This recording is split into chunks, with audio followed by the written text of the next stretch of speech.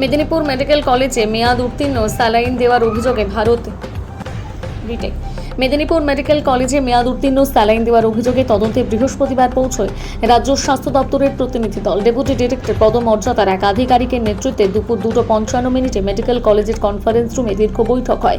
বৈঠকে উপস্থিত ছিলেন প্রিন্সিপাল ডাক্তার মৌসুমী নন্দী, সুপার ডাক্তার ইন্দ্রনীল সেন, মুখ্য স্বাস্থ্য আধিকারিক ডাক্তার সৌম্য শঙ্কর সারঙ্গী সহ হাসপাতালের শীর্ষ আধিকারিকরা।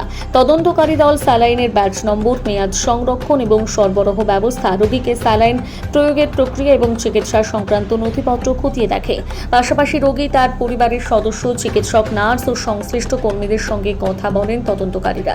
প্রসঙ্গত, মেদিনীপুর শহরের বিদ্যাসাগর পল্লীর বাসিন্দা মানসী দেকে গত 5 জুলাই স্ট্রোক সহ একাধিক শারীরিক সমস্যায় হাসপাতালে ভর্তি হতে হয়। তার ছেলে বিশ্বজিৎ দের অভিযোগ, বুধবার মেয়াদ উত্তীর্ণ স্যালাইন দেওয়ায় তার মায়ের বুক জ্বালার কথা জানান। এরপর স্যালাইনের বোতল পরীক্ষা করে পরিবারের দাবি সেটি মেয়াদ শেষ হয়েছে চলতি বছরের মার্চ মাসে। এই ঘটনায় চাঞ্চল্য ছড়িয়ে পড়ে।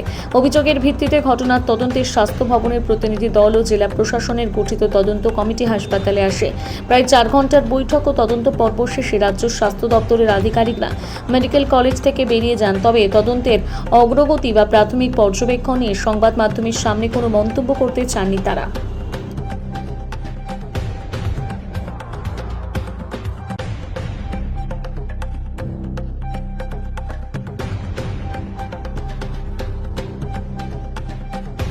জানতে বলেন স্যার, প্রাথমিক পর্যায়ে দরজাটা ছাড়ুন, আমাদের তো বেরোতে দিচ্ছি।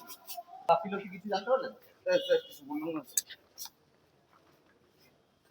নামক একটা সেলাইন চালিয়ে দেওয়া হয়েছে পেশেন্টকে। সেই সেলাইন চালানোর পর আমাদের পেশেন্টের কিছু সমস্যা দেখা দেয়। সেই সমস্যা দেখা দেওয়ার পর আমরা এখানের কর্তৃপক্ষকে জানাই। তারপর আমাদের পেশেন্টকে আইসিইউতে নিয়ে যাওয়া হয়।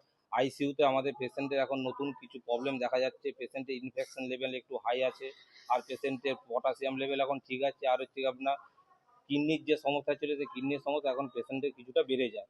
তার জন্য আমরা স্যার সব কিছু বলার পর ওনারা সব কিছু দেখছেন, দেখার পর কি হয় এখন দেখা যাক। আমরা চাই আমাদের পেশেন্ট যেন সুস্থ স্বাভাবিক হয়ে বাড়ি ফিরে যায়।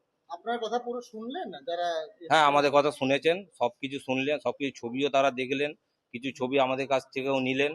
নেওয়ার পর ওনারা এখন সব কিছু বললেন, ঠিক আছে আমরা ব্যবস্থা করছি, দেখছি। আচ্ছা, এটা ধরুন তো 3টে তো স্যালাইন দেওয়া হয়েছিল কাল।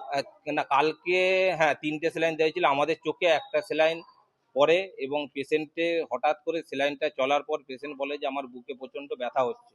তারপরেই আমরা সেলাইনটা দেখি যে এক্সপায়ারি সেলাইন। তার আগে যে দুটো স্যালাইন দেওয়া হয়েছিল সেইগুলো আমাদের দেখা হয়নি, সেগুলো আমরা জানিও না। আর ওখানে যখন আমরা সবকিছু খোঁজার পর ভিতরে সিস্টারকে বলি, সেই সিস্টার আমাদেরকে বলেন যে এত পেশেন্টের মধ্যে কি আমাদের সেলাইনগুলো খতিয়ে দেখা সম্ভব, যে কোনটা এক্সপায়ারি হয়েছে কোনটা এক্সপায়ারি হয়নি। এইরকম কথাবার্তা বলার জন্য আমরা এমএসভিপি স্যারকে সব কিছু জানাই যে আপনাদের ওখানে ম্যাডাম এইসব কথা বলেছেন। তারপরেই ওনারা এখান থেকে যে ওদের কি পদক্ষেপ করেছে আমরা জানি না। সিস্টারদের গাফিলতির জন্য? হ্যাঁ, সিস্টারদের গাফিলতির জন্য এরকম হয়েছে। হেলথ মিনিস্টার এত কুইক অ্যাকশন নিলেন, আপনারা খুশি? আমরা খুবই খুশি। হেলথ মিনিস্টার এত অ্যাকশন নিলে আমরা খুবই খুশি। আর আমরা চাই আমাদের পেশেন্টকে যেন অতি দ্রুত তাড়াতাড়ি চিকিৎসা ব্যবস্থার জন্য সুব্যবস্থা দেওয়া হয়। গত 1 বছর আগেও এই মেদিনীপুর মেডিকেল হ্যাঁ কলেজে হয়েছিল, হ্যাঁ স্যালাইন হ্যাঁ ইস্যু তৈরি হ্যাঁ হয়েছিল। হয়েছিল। আবার ঠিক একই ভুল বলা একই যেতে ভুল পারে। একই ভুল একই ভুল পুরো গাফিলতির জন্য এগুলো হচ্ছে। এগুলো হাসপাতাল কর্তৃপক্ষ কতটা উদাসীন বলে মনে করছেন? মানে পুরোপুরি দেখুন, উদাসীন? হাসপাতাল কর্তৃপক্ষ উদাসীন বলেই আজকে এই ব্যাপারগুলো হচ্ছে, না হলে এই ব্যাপারগুলো হয়তো আশা করি হতো না। এছাড়াও যারা কাজ করছেন ডাইরেক্ট, যারা দিচ্ছেন পেশেন্টকে, তারাও তো দেখি খতিয়ে দেখা উচিত যে আমি কি দিচ্ছি। আজকে যদি পেশেন্টে কিছু হয়ে যায় তার দায়ভার কি মেদিনীপুর মেডিকেল কলেজ কর্তৃপক্ষ নেবে? আমরা চাই আমাদের পেশেন্ট যেন অতি তাড়াতাড়ি অতি দ্রুত সুস্থ হয়ে বাড়ি ফিরে যাক, সেটাই আমরা চাই। কি নাম আপনার? আমার নাম পার্থ ঘোষ, আমি পেশেন্টের ভাগনা হই। স্ত্রী এখানে এখানে হাজির ছিল এবং তখন স্ত্রীকে হসপিটাল কর্তৃপক্ষের পক্ষ থেকে বলা হয় যে রিপোর্টার বন্ধুরা যদি এসে তোমাদেরকে কোনো কিছু জিজ্ঞাসা করে পেশেন্টের ব্যাপারে, তখন তোমরা বলবে যে না, পেশেন্ট আগের থেকে অনেকটাই স্টেবল আছে। ঠিক কি আছে, বলেছে? হসপিটাল কর্তৃপক্ষ আমার স্ত্রীকে গিয়ে বলেছে। কখন? আমি তখন কটা হবে, দুপুর 1:30-2টা হবে। ধামাচাপা দেওয়ার চেষ্টা হয়েছিল। চেষ্টা তো হচ্ছেই অনেক রকম ভাবে। ঠিক আছে? তো আমি চাই যে এখন যাই হোক আমার মা যে এখন মৃত্যুর সঙ্গে পাঞ্জা লড়ছে, সে যেন অতি শীঘ্রই যেন ভালো হয়ে ফিরে আসে। এটা কি নার্সদের গাফিলতির জন্য শুধু নার্স নয়, টোটাল হসপিটালের অ্যাডমিনিস্ট্রেশন, হসপিটাল কর্তৃপক্ষ এর মধ্যে অনেকেই জড়িত আছে। কোনো কেউ একার দ্বারা এত বড়ই কোনোদিনও সম্ভব নয়। এত বড় ভুল। আপনারা কি চাইছেন?